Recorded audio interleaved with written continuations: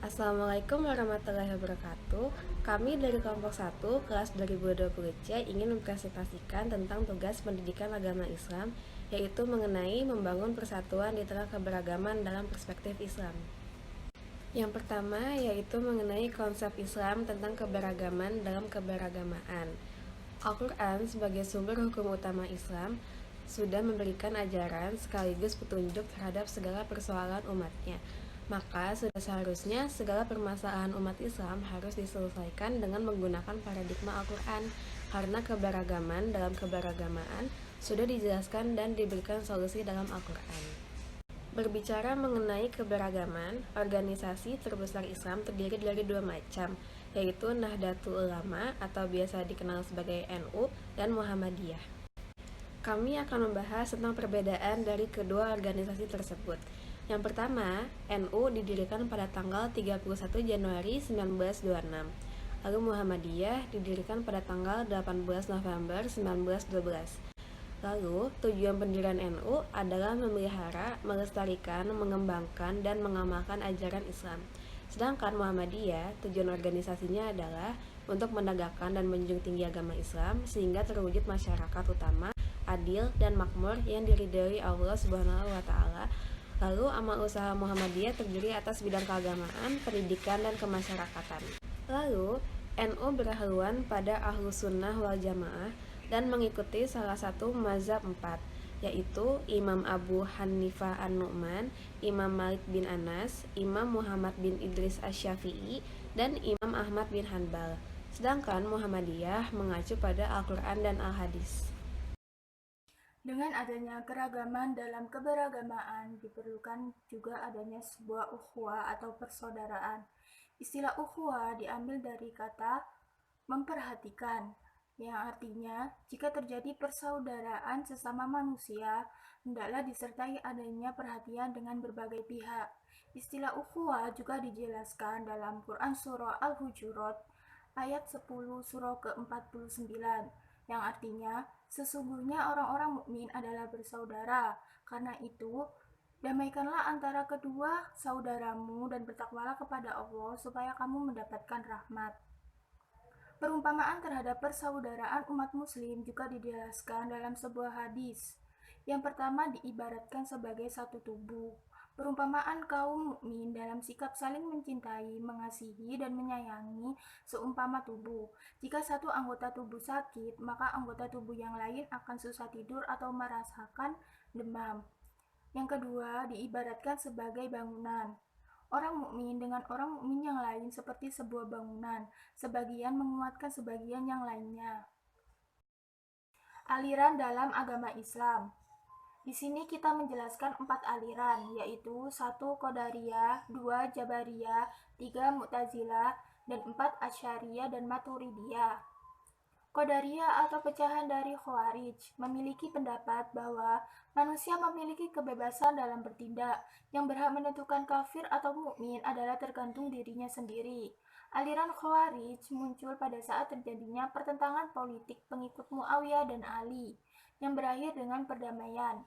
Yang kedua adalah aliran Jabariyah atau pecahan dari Murji'ah, memiliki pendapat bahwa manusia tidak mempunyai kebebasan dalam bertindak. Semua tingkah laku ditentukan oleh Allah.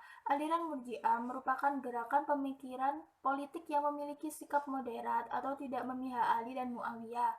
Dan yang ketiga adalah Mu'tazilah atau kaum rasionalis di kalangan muslim, menekankan akal pikiran dalam memahami semua ajaran dan keimanan Islam. Dan yang keempat adalah Asy'ariyah dan Maturidiyah, pendapatnya pada posisi antara Qadariyah dan Jabariyah.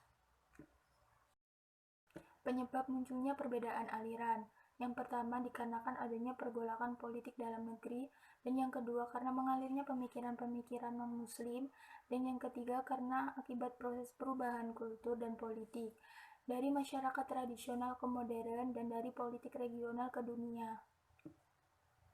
Menyikapi perbedaan aliran intern umat Islam, terdapat 4 hal yang harus diperhatikan, yaitu yang pertama, diperlukannya sikap toleransi, yang kedua, mengembangkan dialog pemikiran segenap organisasi masyarakat intern umat Islam untuk menyatukan pola pikir menuju kebenaran dan kebersamaan, Yang ketiga, memerlukan kelompok yang berperan sebagai penengah atau perantara untuk memadukan segala potensi umat Islam menjadi kekuatan sinergi bagi Izzul Islam wal Muslimin atau kejayaan Islam. Yang keempat yaitu diiringi dengan peningkatan akidah, syariah, dan akhlak. Implementasi keragaman dan keberagamaan, yaitu dengan mencermati berbagai ulasan mengenai keragaman dan keberagamaan dalam perspektif Islam dan juga agama sebagai salah satu parameter kesatuan dan persatuan bangsa. Maka terdapat langkah konkret untuk menyikapi ikhtilafi atau perbedaan intern umat Islam, yaitu dengan cara membangun ikatan tali silaturahmi yang mengedepankan toleransi intern umat Islam. Silaturahim. Silaturahim memiliki makna rahmat dan kasih sayang, serta menebar kasih sayang tidak hanya pada keluarga terdekat, namun juga pada seluruh umat manusia tanpa membedakan latar belakang ras, suku, dan agama. Dalam pandangan Islam, silaturahim adalah menyebarkan rahmat kepada seluruh alam. Sabda Rasulullah tentang manfaat silaturahim yaitu, siapa yang senang diperluas rezekinya dan diperpanjang umurnya, maka hendaklah dia bersilaturahim. Selama manusia yang menjalin hubungan harmonis, maka akan semakin banyak mendapat peluang kerjasama dalam berbagai bidang kehidupan. Allah Subhanahu wa Ta'ala juga berjanji melalui sabda Nabi SAW akan mengundang rezeki dari segi material dan spiritual. Sesama Muslim dilarang untuk memutus tali silaturahmi. Jika terjadi pertikaian, maka harus segera berdamai. Quraish Shihab menyatakan bahwa damai dapat dibedakan menjadi dua, yaitu damai aktif dan damai pasif. Toleransi. Istilah toleransi secara umum artinya menahan diri, membiarkan dan menghargai orang berpendapat, serta memiliki hati lapang terhadap pandangan orang lain. Sikap toleransi berarti menghargai kebebasan, berpendapat, dan hak asasi yang dimiliki seseorang maupun kelompok. Tidak menghina orang lain merupakan bentuk untuk mewujudkan hidup damai di tengah perbedaan masyarakat. Beberapa hal yang bisa menjadi penyebab rapuhnya tali persatuan dan kesatuan di kalangan umat antara lain: 1. Munculnya sifat kecurigaan atau prasangka buruk yang berlebihan terhadap kelompok lain. Yang kedua, munculnya interpretasi yang juga menjadi penyebab adanya kecurigaan tanpa bukti yang berujung pada konflik. Yang ketiga, mencari kejelekan orang lain. M. Quraish Shihab, seorang ahli tafsir, menjelaskan konsep persaudaraan atau ukhuwah sesama umat manusia walaupun beda agama, yaitu ada ukhuwah watoniyah dan ukhuwah basyariyah. Sedangkan istilah lain yang menyebutnya ummah, yang artinya umat manusia. Secara umum, manusia memiliki sifat sebagai makhluk sosial yang tidak bisa hidup sendiri dalam lingkungan masyarakat tanpa bantuan orang lain. Manusia memiliki sifat umum dan wajar terjadi akan pentingnya kebersamaan untuk memenuhi hidup bersama dan untuk mencapai tujuan serta kesejahteraan di segala bidang, yaitu sifat saling membutuhkan, saling tolong-menolong, dan kerjasama untuk menyelesaikan persoalan. Esensi ajaran Islam terletak pada pembangunan kemanusiaan secara menyeluruh dengan berpihak pada kebenaran, kebaikan, dan keadilan yang mengedepankan kedamaian, menghindari pertentangan dan perselisihan baik inter maupun antar umat beragama. Rasulullah Shallallahu Alaihi Wasallam menegaskan dalam sebuah hadis, yaitu, tidaklah beriman salah seorang dari kalian hingga ia mencintai saudaranya seperti mencintai dirinya sendiri. Hadis riwayat Bukhari dan Muslim. Agama sebagai salah satu parameter persatuan dan kesatuan bangsa. Islam sebagai agama yang paling besar di sisi Allah Subhanahu wa Ta'ala sangat mengutamakan perdamaian. Islam tidak mengenal kekerasan sebagaimana Rasulullah pertama kali mengenalkan ajaran syariah Islam dengan penuh kasih sayang, sebagaimana firman Allah dalam Quran surat Al-Anbiya yang artinya, dan tiadalah kami mengutus kamu melainkan untuk menjadi rahmat bagi semesta alam. Kata rahmat diambil dari bahasa Arab al-rahmah yang bermakna kelembutan hati dan kecenderungan yang menyebabkan kemampuan dan perbuatan memberikan kebaikan. Kemunculan gerakan radikal Islam di Indonesia Menurut Zada dalam Damayanti tahun 2003 halaman 49 disebabkan oleh dua faktor, yaitu faktor internal dan faktor eksternal.